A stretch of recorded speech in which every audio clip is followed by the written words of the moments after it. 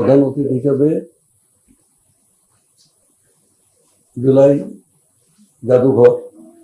জুলাই স্মৃতি জাদুঘর মানে শুভ উদ্বোধন ঘোষণা করবেন এবং কালকে এই ঘোষণা পরপরই মানে আমাদের একটা আলোচনা সভা আছে এবং সেই আলোচনা সভা করে ফলক উন্মোচন আছে। প্রথমে ফলক উন্মোচন, তারপরে জুলাই জাদুঘরের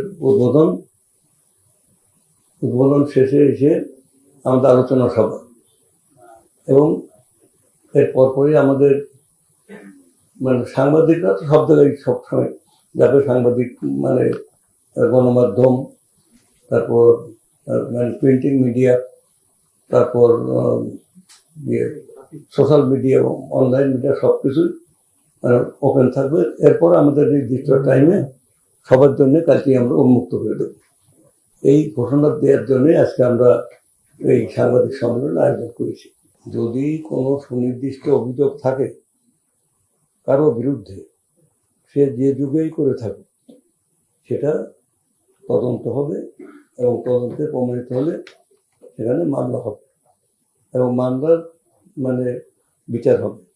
এখন এই যে বললেন যে গণমাধ্যমের কর্মীরাও বলাবলি করে বা পত্র পত্রিকায় লেখে, তারপরে পাবলিকও বলে, এই যে বলে যে ওখানে অনেক দুর্নীতি হয়েছে, এই কথাগুলো আইনের ভাষায় এটা হলো ভেগ অ্যান্ড ইনডেফিনিট। ইনডেফিনিট মানে ডেফিনিট না। যদি কারোর বিরুদ্ধে অভিযোগ থাকে তাহলে সুনির্দিষ্ট বলতে হবে যে আপনার বিরুদ্ধে বা অমুকের বিরুদ্ধে এই দুর্নীতির অভিযোগ আছে এবং তিনি এই খাতে এভাবে দুর্নীতি করেছেন, সেটা সুনির্দিষ্ট হতে হবে এবং একজন ইনফরমেন্ট হবে মানে অভিযোগকারী।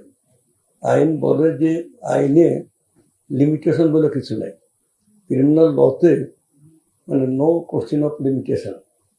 50 বছর পরও একজনকে, এমনকি মানে মৃত ব্যক্তিকে কবর খুঁড়ে এনে তাকে ফাঁসি দেওয়ার ইতিহাস আছে এই বিচারকের মানে সিদ্ধান্তের পরে। সেই জন্য এখানে আপনার মানে অভিযোগ সুনির্দিষ্ট হলে আমরা দেখবো। আর সেকেন্ড হচ্ছে, আমরা উদ্বোধনের পরে আমরা যে আমাদের জাদুঘর পরিচালনা একটা পর্ষদ আছে, সেখানে আমরা এই বিষয়টা নিয়ে আলাপ আলোচনা করে আমরা একটা তদন্ত কমিটি করে দেব যে আসলে কোনো দুর্নীতি কোনো কিছু আছে কিনা। থাকলে definitely law will take it on course.